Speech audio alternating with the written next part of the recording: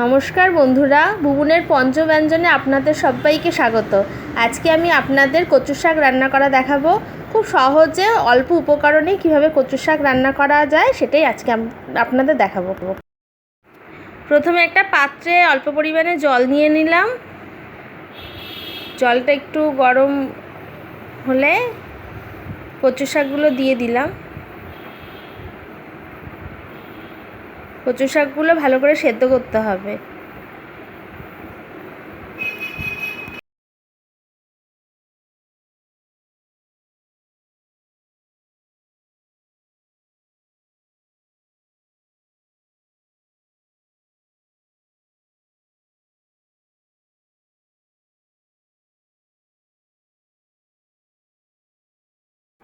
তারপরে কচু শাকগুলো 10-12 মিনিটের মতন সেদ্ধ করে নিলাম। সময়ের জন্য ভালো করে সেদ্ধ করে নিলাম।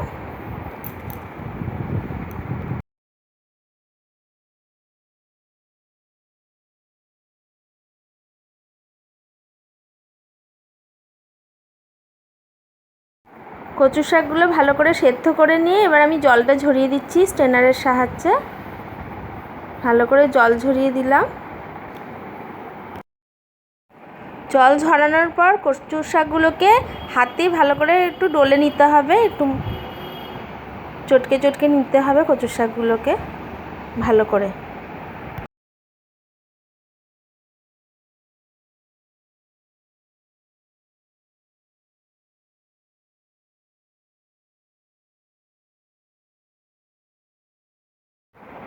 তারপরে একটা প্যানে সর্ষের তেল নিয়ে নিলাম। আমি কচু শাক সর্ষের তেলেই রান্না করি, টেস্টটা খুব ভালো হয় সর্ষের তেলে রান্না করলে। 3 টেবিল চামচ মতন সর্ষের তেল নিয়ে নিলাম। আপনারা আপনাদের পরিমাণ বুঝে, কচু শাকের পরিমাণ বুঝে আপনারা তেলটা নেবেন। এরপরে আমি তেলটা গরম হলে এবার আমি একটা শুকনো লঙ্কা চিড়ে দিয়ে দিলাম, আর অল্প একটু তেজপাতা দিলাম কয়েকটা,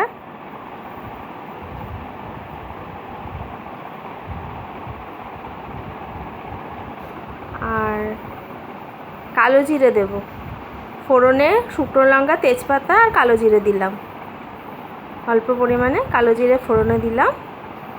এবার এই ফোড়নগুলো একটু ভালো করে গরম হয়ে গেলে একটু নেড়ে চেড়ে একটু টেলে নিলাম।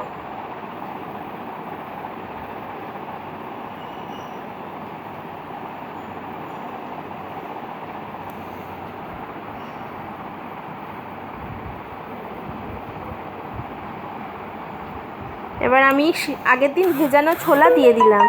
এই ছোলাটা দিয়ে একটু ভেজে নেব। আগের দিন রাত্রিরে ভিজিয়ে রেখেছিলাম ছোলাগুলো, সেইগুলো এবার দিয়ে একটু নেড়ে চেড়ে নিচ্ছি। এটা নিরামিষ কচু শাক, তাই জন্য ছোলাটা ব্যবহার করছি। অনেকে নারকেলও দেয়, আমি এখানে আর নারকেল দিলাম না। রোজের রান্নায় যেমনি হয় সেমনি শুধু কাঁচা ছোলা দিয়েই রান্নাটা করব, নারকেলের ব্যবহার করছি না। আপনাদের ইচ্ছে হলে অবশ্যই নারকেল দেবেন। এবার আমি সেদ্ধ করা জল ঝরানো কচু শাকটা ছোলাটা হালকা ভাজা হয়ে যাওয়ার পরে দিয়ে দিচ্ছি।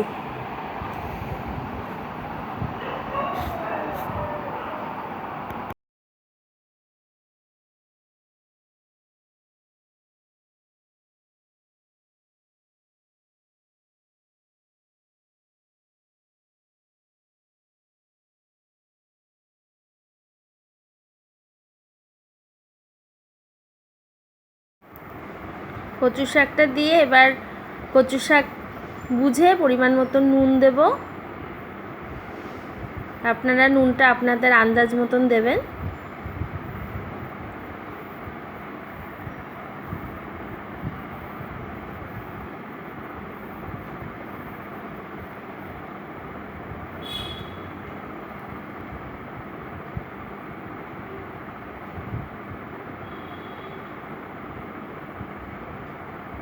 হলুদ নিলাম, অল্প একটু হলুদ দিলাম,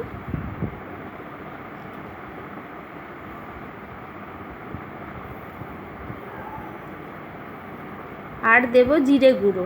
আমি কচু শাকে সবসময় জিরে গুঁড়ো দিই, খুব ভালো লাগে খেতে। নিরামিষ হোক আমিষ হোক আমি জিরের গুঁড়োটা দিই। দিয়ে নাড়াচাড়া করে নেব, ভালো করে মিশিয়ে নেব মশলার সঙ্গে কচুর শাকটা।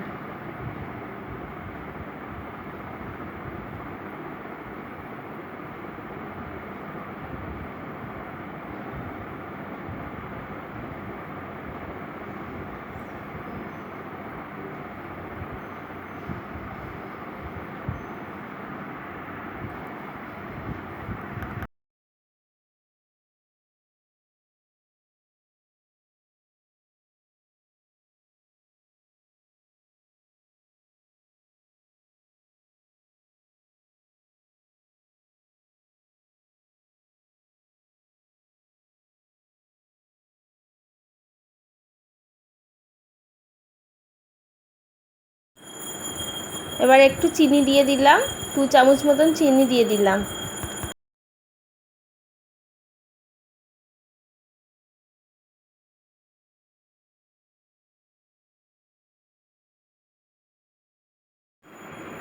এবার ভালো করে সব শুক্তো দিয়ে মাখিয়ে দিচ্ছি। ভালো করে চিনি দিয়েছি, নুন দিয়েছি, জিরের গুঁড়ো দিয়েছি, হলুদ দিয়েছি, এগুলো দিয়ে ভালো করে নাড়াচাড়া করে নিচ্ছি, মাখিয়ে নিচ্ছি। এরপরে মাখিয়ে এটা একটু মাঝারি আঁচে রান্না করতে হয়, মাঝে মাঝে ঢেকে 1 মিনিট অন্তর অন্তর নাড়িয়ে চাড়িয়ে নিতে হবে। একটু সময় লাগে কচু শাক রান্না করতে, একটু ঢেকে ঢেকে কচু শাকটা রান্না করতে হবে।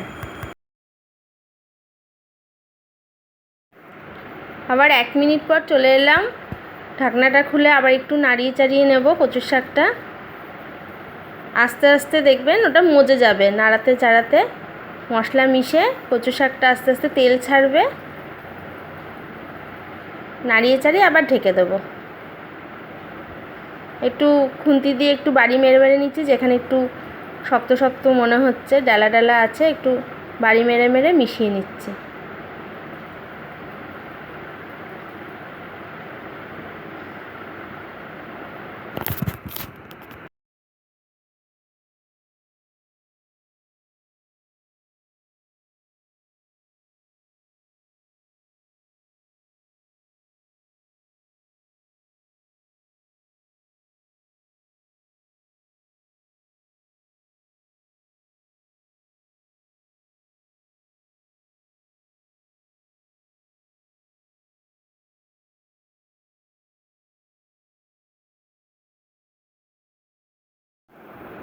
আবার কিছুক্ষণের জন্য ঢেকে রেখেছিলাম। আবার দেখুন মাঝে মাঝে ঢাকতে হবে, আর 1 মিনিটের মধ্যে আবার খুলে খুলে আবার নাড়িয়ে চাড়িয়ে দিতে হবে, যাতে নিচে না লেগে যায়।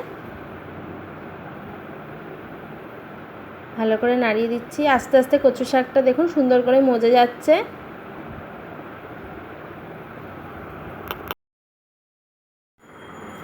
নাড়িয়ে চাড়িয়ে দেখুন সুন্দর করে হয়ে গেছে। এবার কচু শাকটা সুন্দর করে মাখো মাখো হয়ে গেছে, কড়াই থেকে উঠে এসছে, তেল ছেড়ে দিয়েছে। আমার কচু শাক রান্না হয়ে গেছে। এবার আমি গ্যাসটা অফ করে 5-10 মিনিটের জন্য ঢেকে রেখে দেব স্ট্যান্ডিং টাইমে।